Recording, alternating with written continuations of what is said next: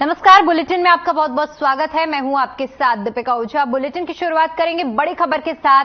देहरादून से बड़ी खबर सामने आ रही है, जहां पर आपको बता दें कि मौसम खराब होने का असर केदारनाथ यात्रा पर अब साफ तौर पर दिखाई देने लगा है। 15 जून तक ऑनलाइन पंजीकरण पर पूरी तरह से रोक लगा दी गई है।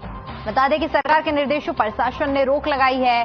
खराब मौसम होने पर केदारनाथ में भीड़ बढ़ने लगी थी और इसी को देखते हुए यात्रा पर पूरी तरह से असर देखने को मिला और पंजीकरण पर 15 जून तक के लिए रोक लगाई गई है। लगातार बढ़ती भीड़ और खराब होते मौसम को देखते हुए ये फैसला लिया गया है, जिसके तहत अब 15 जून तक कोई भी नए पंजीकरण नहीं होंगे। तो बड़ी जानकारी जहां पर केदारनाथ यात्रा को लेकर ये जानकारी है, जहां पर सरकार के निर्देश पर शासन ने 15 जून तक केदारनाथ यात्रा के लिए नए पंजीकरण पर पूरी तरह से रोक लगा दी गई है। बढ़ती भीड़ और साथ ही साथ खराब मौसम के चलते ये फैसला लिया गया है।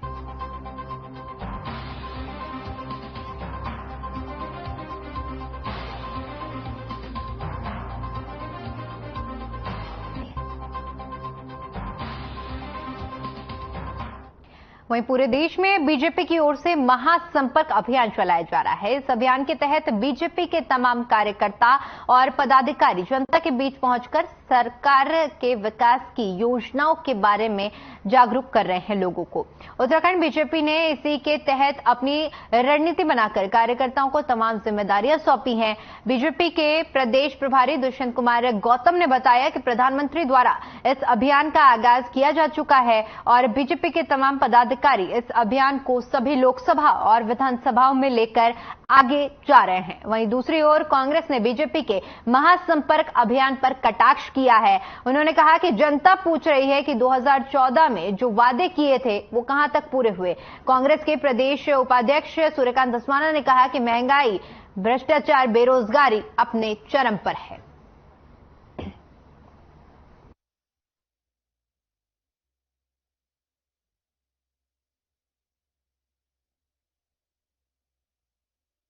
इसके अंदर 1 महीने का कार्यक्रम रहेगा।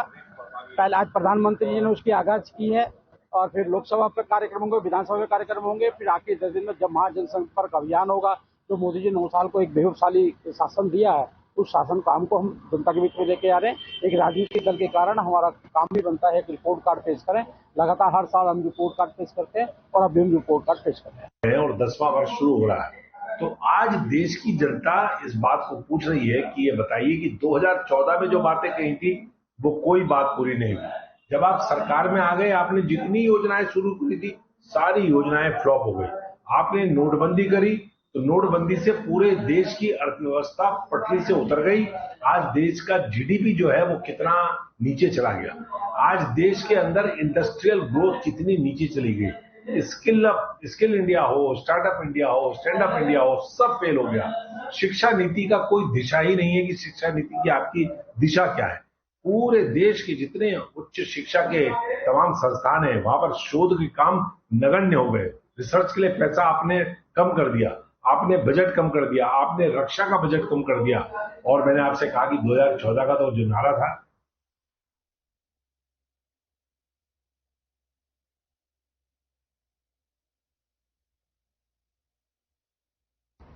केंद्र सरकार के 9 साल पूरे होने के मौके पर देहरादून में सूचना विभाग की ओर से एक प्रदर्शनी का आयोजन किया गया, जिसका उद्घाटन प्रदेश के मुख्यमंत्री पुष्कर सिंह धामी ने किया।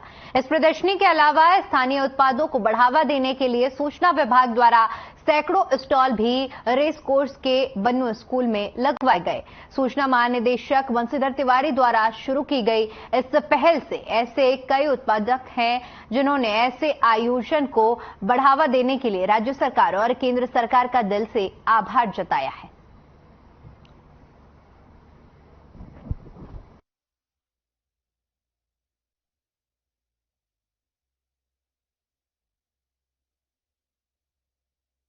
बिल्कुल, क्योंकि हम लोग को क्या लैक करते हैं, हम लोग खासकर कह लीजिए लेडीज जो होती है वो रिस्क फैक्टर नहीं लेती है। तो जितने हमारे एसएचजी से, सेल्फ हेल्प ग्रुप से, हमें प्रमोशन का प्लेटफॉर्म चाहिए, क्योंकि सेल्स हमारा फोटे नहीं होता है। हम लोग बना सकते हैं पर उसको प्लेटफॉर्म तक ला नहीं सकते। तो बस उसी काम को करने का जो है कि सरकार कर रही है, हमें ऐसे प्लेटफॉर्म्स दे रही है। इससे पहले आपका सर्वे ऑफ इंडिया में मिलेट फेस्ट हुआ, उसमें Y20, G20 सब जगह प्रमोट किया जा रहा है। सेल्फ हेल्प ग्रुप्स आगे आ रहे हैं, प्रोडक्ट्स लगा रहे हैं। हाँ सर, मैं तो सबसे पहले मतलब धन्यवाद करना चाहूँगा अपने सीएम साहब मुख्यमंत्री श्री पुष्कर सिंह धामी जी का, कि जो हम युवाओं के बारे में, भविष्य के बारे में जो सोच रहे हैं हम लोगों के बारे में। और जैसे कि हमारा मेन, मैं आपको जैसे कि हमारे जो बड़े भी हैं उन्होंने अपना काम शुरू किया था, तो उन्होंने मशरूम से स्टार्ट किया था, तो बाकी उन्होंने उसके बाय प्रोडक्ट्स पे काम करना शुरू किया। तो उसके बाद उन्होंने बायो प्रोडक्ट्स पे काम करना शुरू किया, तो उन्होंने 3 साल मार्केट में R&D की और डोर टू डोर मार्केटिंग की जाके, और पिकल्स का रिव्यू लिया मार्केट से, तो काफी अच्छा रिस्पॉन्स आया मार्केट से पिकल्स का। तो उसके बाद भैया ने ऐसे जगह जगह पे स्टॉल लगाना शुरू किया गवर्नमेंट की तरफ से, जैसे कि हमें जैसे एग्रीकल्चर की तरफ से स्टॉल प्रोवाइड हुए थे, तो भैया ने स्टार्ट किया कि जगह जगह स्टॉल लगाकर अपने ब्रांड को प्रमोट। नमस्कार, मेरा नाम श्यामा देवी चौहान है। महिला जागृति स्वयं सहायता समूह जय माता दी ग्राम संगठन ब्लॉक विकास नगर ग्राम फतेहपुर की रहने वाली हूँ। मैं स्वयं सहायता समूह से जुड़ी हुई हूँ। तो भारत सरकार की जो योजनाएं हैं और उन योजनाओं का और उत्तराखंड सरकार की योजनाओं के द्वारा जो लाभ मिला है समूह में, हमने उसी का लाभ उठा के ये काम शुरू किया है। जो सरकार ने बिना ब्याज का ऋण महिलाओं को दिया है, उसी ब्याज से हमने अपना कार्य शुरू किया है, जिसमें कि सैकड़ों महिलाएं जुड़ के कार्य करती हैं। पहले जब हम लोग समूह से नहीं जुड़े थे तो हम लोग बहुत मतलब कुछ भी हमारे पास नहीं था, यहाँ तक मेरे पास तो मकान भी नहीं था। लेकिन जो उत्तराखंड सरकार के द्वारा हमें योजना का लाभ मिला, मात्र 25,000 रुपए का ऋण लेकर हमने काम शुरू किया था। राज्य सरकार का बहुत बहुत धन्यवाद करना चाहेंगे और उनसे उम्मीद करेंगे कि हमें आगे भी इसी तरीके से काम मिलता रहे, हम लोग आगे बढ़ते रहें। सबका धन्यवाद।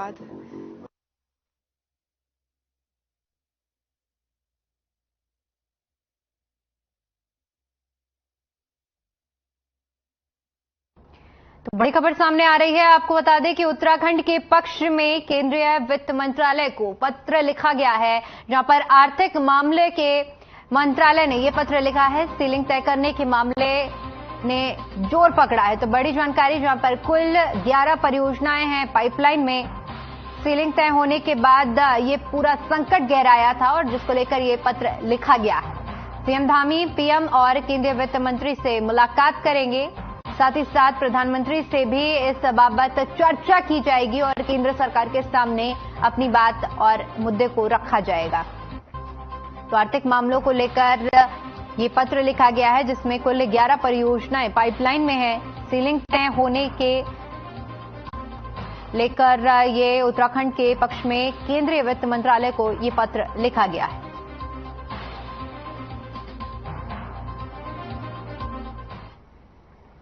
उधर आगामी 2024 के चुनावों को लेकर अब राजनीतिक पार्टियां ब्लॉक स्तर पर जाने की कवायद में जुट गई हैं, जिसको लेकर कांग्रेस सेवा दल की प्रदेश अध्यक्ष हेमा पुरोहित अल्मोड़ा पहुंची।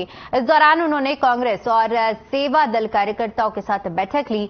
बैठक में जनपद के पदाधिकारियों समेत अल्मोड़ा कांग्रेस के विधायक मनोज तिवारी समेत अनेक कार्यकर्ताओं ने शिरकत की। इस दौरान उन्होंने कहा कि आगामी लोकसभा चुनाव को लेकर अब कांग्रेस ब्लॉक तक के कार्यकर्ताओं को मजबूत कर रही है।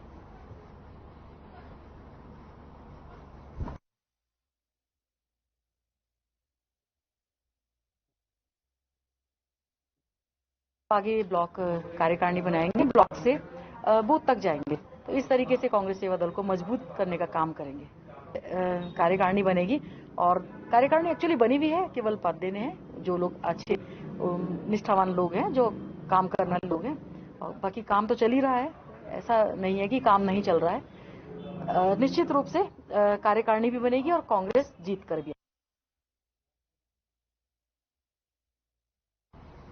वहीं जून महीने के अंतिम सप्ताह में G20 के तहत आयोजित होने वाली तीसरी बैठक के मद्देनजर उम्मीद है कि त्रिवेणी घाट पर भी विदेशी डेलीगेट्स गंगा आरती करने पहुंचेंगे। इस उम्मीद के चलते नगर निगम की ओर से मेयर अनीता मंगई ने नगर निगम सभागार में सभी विभागों के अधिकारियों के साथ बैठक की, जिसमें तमाम राजनीतिक, सामाजिक, धार्मिक और व्यापारिक संस्थाओं के प्रतिनिधि भी उपस्थित हुए।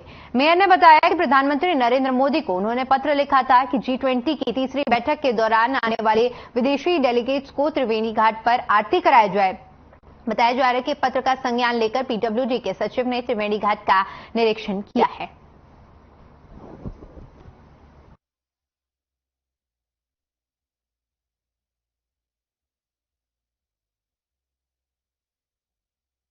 सबसे पहले तो मैं आभार व्यक्त करती हूँ देश के प्रधानमंत्री आदरणीय नरेंद्र मोदी जी का और प्रदेश के मुख्यमंत्री आदरणीय पुष्कर सिंह धामी जी का कि जिन्होंने कि इस कार्यक्रम के लिए जो कि ऋषिकेश में हो ही नहीं रहा था G20 का सम्मेलन, उसके लिए उन्होंने संज्ञान लिया।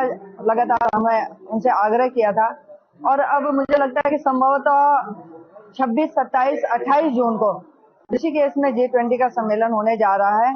उसी के निमित्त आज हमने सभी संबंधित विभागों की जो विभाग उसके अंतर्गत आएंगे यहाँ पे सौंदर्यकरण करने के लिए, उस कार्यक्रम को संपादित करने के लिए और महत्वपूर्ण जो कि हमारे ऋषिकेश का सम्मानित व्यापारीगण है, सामाजिक संस्थाएं हैं, धार्मिक संस्थाएं हैं, हमारे यहाँ पर विद्यालय हैं, सभी ने उसमें बढ़ चढ़कर भाग लिया। हमारे एम्स से, सरकारी अस्पताल से सभी लोग यहाँ पर उपस्थित रहे। मैं उन सभी का आभार व्यक्त करती हूँ। देहरादून से बड़ी खबर सामने आ रही है, जहां पर अवैध खनन का जुर्माना घटा दिया गया है। बड़ी जानकारी, जहां पर मैदानों में पट्टे का आवेदन शुल्क बढ़ाया गया है। खनन कारोबारियों को बड़ी राहत मिली है।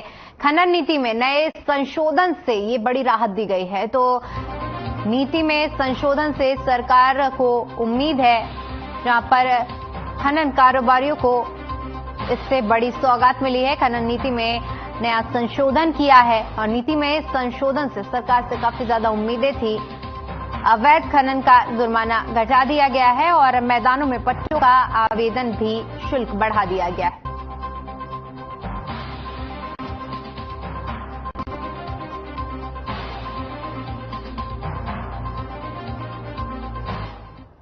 वहीं ऋषिकेश बद्रीनाथ राष्ट्रीय राजमार्ग पर श्रीनगर लोक निर्माण विभाग गेट के पास एक कार ने सांड को टक्कर मार दी, जिसमें सांड की मौके पर ही मौत हो गई। सांड को टक्कर मारने के बाद कार सवार मौके से वाहन समेत फरार हो गया। अचानक घटित घटना से आसपास के लोग इकट्ठा हो गए। लोगों में इस दौरान घटित घटना पर काफी ज्यादा रोष भी दिखा। आए दिन आवारा मवेशी कभी जाम का कारण बनते हैं तो कभी वाहनों से चोटिल होते हुए नजर आते हैं। घटित घटना से आसपास के रहने वाले लोगों में काफी रोष है। उन्होंने शासन प्रशासन से जल्द आवारा मवेशियों की व्यवस्था कर उन्हें सड़कों से हटाने की मांग की है।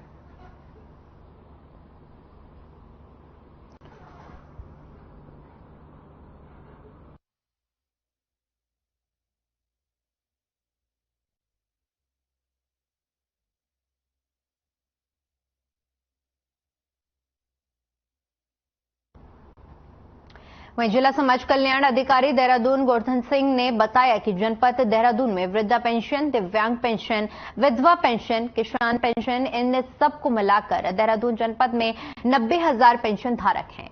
इन सबको पेंशन देने के लिए समाज कल्याण निदेशक से जो भी दिशा निर्देश जिला स्तर पर प्राप्त हो रहे हैं, उन्होंने बताया कि उनके निर्देशों का अनुपालन किया जा रहा है। साथ ही हमने अपनी तैयारियां भी पूर्ण कर ली हैं। आपको बता दें कि इन सभी वर्गों को पेंशन के लिए 3 महीने तक का इंतजार करना पड़ता है। विभागीय अधिकारियों के मुताबिक पहले सॉफ्टवेयर 3 महीने का डेटा के हिसाब से पेंशन उठाता था, जबकि अब हर महीने पेंशन का डाटा उठाएगा।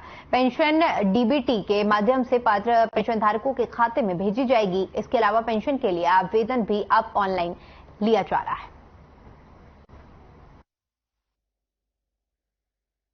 हमारे यहाँ जनपद देहरादून में वृद्धा पेंशन, विधवा पेंशन, दिव्यांग पेंशन, किसान पेंशन, विधवा पेंशन, सभी पेंशनों को मिला के लगभग हमारे पास में 90,000 पेंशन धारक हैं और उन सभी की जो हर महीने पेंशन दिए जाने के जो भी निदेशक समाज कल्याण महोदय से हमें प्राप्त हो रहे हैं, उनका पूरी तरह से अनुपालन किया जा रहा है और उनके निर्देशों के अनुसार हम समय समय पर जो भी निर्देश जारी हो रहे हैं उनके अनुसार हमने तैयारियां पूर्ण कर ली है।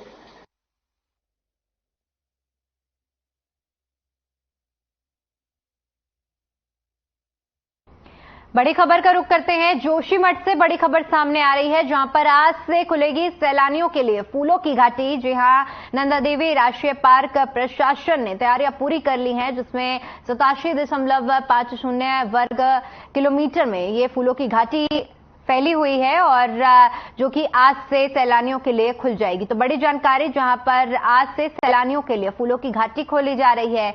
नंदा देवी राष्ट्रीय पार्क प्रशासन ने तैयारियां पूरी कर ली हैं, जो कि 87.50 वर्ग किलोमीटर में फूलों की पूरी घाटी फैली हुई है।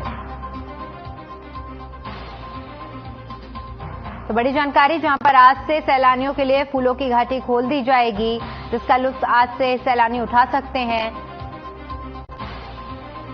87.50 किलोमीटर में ये घाटी फैली हुई है, जो कि आज से सैलानियों के लिए खोल दी जाएगी। नंदा देवी राष्ट्रीय पार्क प्रशासन की ओर से सभी तैयारियां पूरी कर ली गई हैं।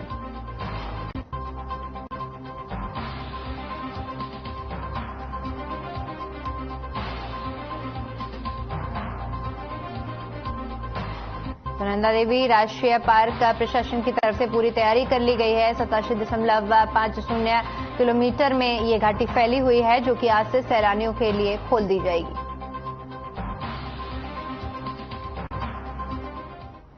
वहीं दिनेशपुर के सुंदरपुर जाने वाले मार्ग पर उस वक्त हड़कंप मच गया जब प्रशासन द्वारा बुलडोजर लेकर अतिक्रमण हटाने के लिए आधम के। हालांकि पीडब्ल्यूडी और नगर पंचायत प्रशासन की संयुक्त टीम के द्वारा नाले के ऊपर बनाए गए स्लैब को बुलडोजर के माध्यम से हटाया गया।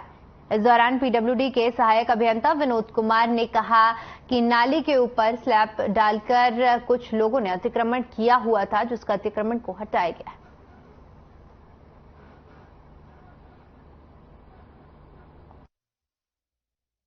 सेंटर से बोथ साइड ना, यानी कि 8 मीटर 9 मीटर।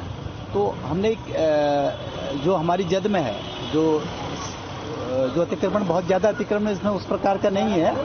किसी के सीढ़ियां और तमाम, किसी के पोर्च, किसी के बरामदे और खोखे टेम्परेरी अतिक्रमण है। लगभग आज से 2 महीना पहले हमने इनको नोटिस सर्व किया था और ये सब इंडिविजुअल 64 अतिक्रमण हमने इस प्रकार से चिन्हित किए थे यहाँ पे। तो इनको नोटिस दिया और दोबारा कल हमने फिर मुनादी, 2-3 दिन से मुनादी भी करी है और निशानदेही दोबारा फ्रेश किए हैं। तो अधिकांश जो पब्लिक है वो जो जिनके अतिक्रमण हैं वो स्वयं भी तोड़ना चाहते हैं, तो हम भी मदद कर रहे हैं उनकी और अतिक्रमण। वहीं भीमताल विधानसभा के ओखलकांडा से आए ग्रामीणों ने क्षेत्र में हुए निर्माण कार्यों में भ्रष्टाचार का आरोप लगाते हुए जांच कराए जाने की मांग की है। समाजसेवी हरीश पनीरू के नेतृत्व में डीएम कार्यालय पहुंचे भीमताल के ग्रामीणों ने कहा कि ग्राम सभा बडौन में निर्माण कार्यों में भारी भ्रष्टाचार हुआ है, जिसमें सरकारी अधिकारी और कर्मचारी भी लिप्त हैं। लिहाजा निर्माण कार्यों में हुए भ्रष्टाचार की निष्पक्ष जांच की मांग को लेकर उनके द्वारा जिलाधिकारी को ज्ञापन दिया गया और चेतावनी भी दी गई कि जल्द ही इस मामले में कार्रवाई नहीं हुई तो निर्माण कार्य में हुए भ्रष्टाचार के खिलाफ आमरण अनशन करेंगे। वहीं जिलाधिकारी वंदना सिंह का कहना है कि ग्राम पंचायत में अनियमितताओं की शिकायतें मिली हैं, जिस पर जांच कर जल्द से जल्द कार्रवाई के आदेश दिए गए। आज काफी सारी समस्याएं जनता के माध्यम से सामने आई हैं, जिसमें ओखलकांडा का भी एक मैटर आया है, जिसमें कुछ ग्राम पंचायत में जो कार्य हुए हैं उनमें अनियमितता की शिकायतें लोग लेकर आए थे। तो मैंने डीपीआरओ को पर्सनली उसमें जाकर जांच करने के निर्देश दिए हैं। पूर्व में भी वो मैटर सामने आ चुका है और उसमें शायद एक जांच पहले भी हुई है, उसकी रिपोर्ट लेकिन इस कार्यालय को उपलब्ध नहीं है। तो डीपीआरओ को ये निर्देश दिया गया है कि वो खुद जाएंगे मौके पर और मौके पर जो काम हुए हैं उनको भी देखेंगे, रिकॉर्ड भी देखेंगे, जिस तरह के आरोप लग रहे हैं उनमें कितनी सत्यता है उसकी एक रिपोर्ट बनाकर भेजेंगे। यदि आरोप सही पाए जाते हैं, जो दोषी होंगे उन पर कार्रवाई करेंगे। देखिए, भीमताल विधानसभा के अंतर्गत ओखलकांडा में ग्राम पंचायत बड़ौन के ये हमारे बीडीसी सदस्य तमामी ग्रामीण आए हैं।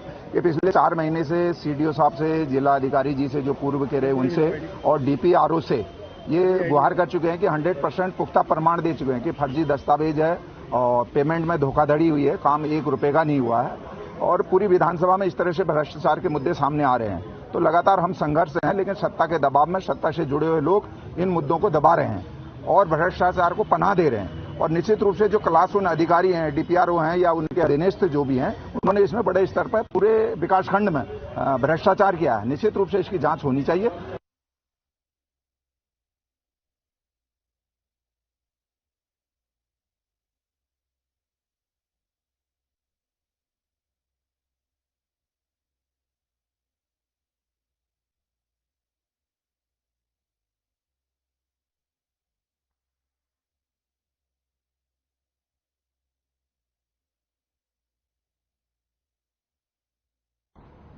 वहीं हल्द्वानी में कमिश्नर दीपक रावत ने नेशनल हाईवे और स्टेट राजमार्ग के अधिकारियों के साथ बैठक करते हुए कुमाऊं मंडल में सड़कों की प्रगति को लेकर समीक्षा बैठक की। इस दौरान 5 सड़कों के मामले में वन विभाग में भूमि हस्तांतरण को लेकर लंबित पाए गए। इसके अलावा काशीपुर और बागेश्वर में राष्ट्रीय राजमार्ग द्वारा किए जा रहे सड़कों के काम में भी देरी पाई गई। कुमाऊं कमिश्नर दीपक रावत ने राष्ट्रीय राजमार्ग और स्टेट राजमार्ग के अधिकारियों से जल्द सड़कों के कार्यों को पूरा करने के निर्देश दिए गए। कुमाऊं कमिश्नर ने बताया कि राष्ट्रीय राजमार्ग के अन्य प्रोजेक्ट में निर्माण कार्य संतोषजनक हो रहा है। जल्द से जल्द पहाड़ और मैदानी इलाकों में बेहतर कनेक्टिविटी के प्रयास किए जा रहे हैं।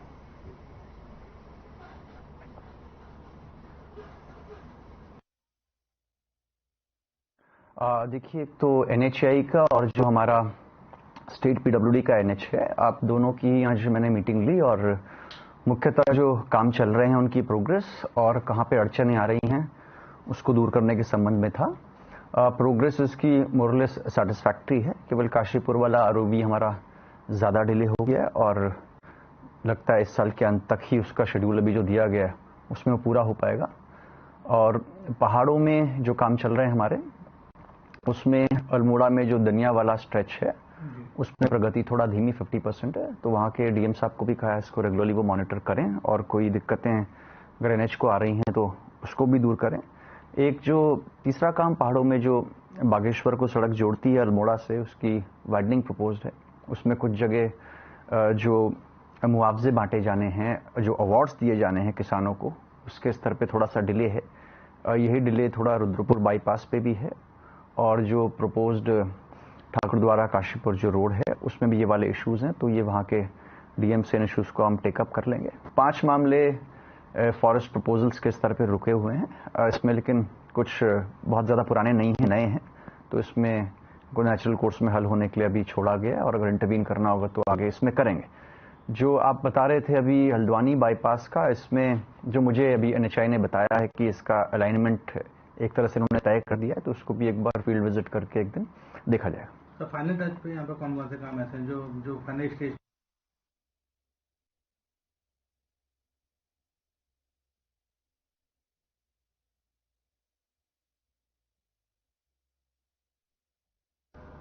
वहीं हरिद्वार ग्रामीण से कांग्रेसी विधायक अनुपमा रावत HRDA में धरने पर बैठ गई। विधायक का आरोप है कि अधिशासी अभियंता ने उनसे दुर्व्यवहार किया और अपमानित भी किया, जिसके बाद सचिव HRDA उत्तम सिंह चौहान ने बताया कि विधायक जी द्वारा अधिशासी अभियंता के द्वारा कुछ गलत व्यवहार किया गया था, जिसमें उनके द्वारा माफीनामा दे दिया गया है।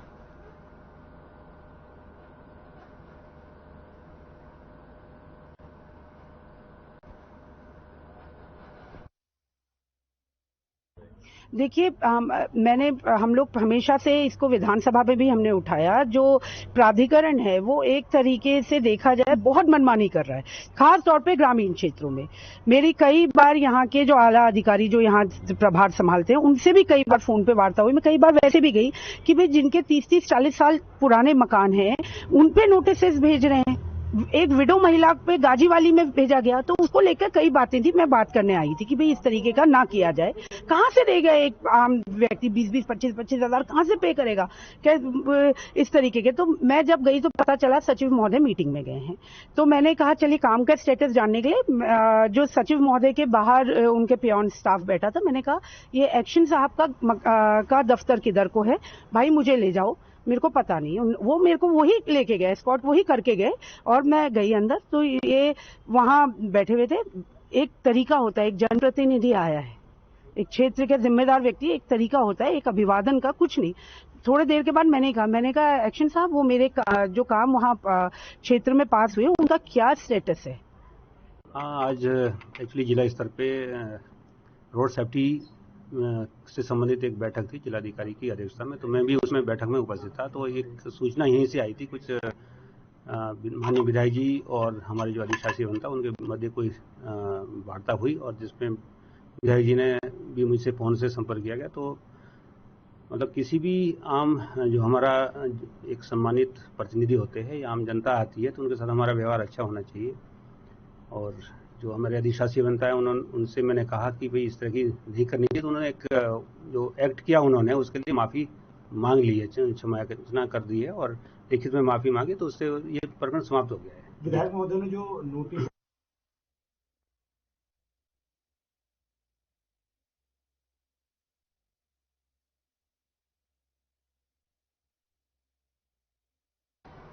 चलिए फिलहाल के लिए तो बुलेटिन में इतना ही। बाकी तमाम बड़ी खबरों के लिए बने रहिए हमारे साथ। नमस्कार।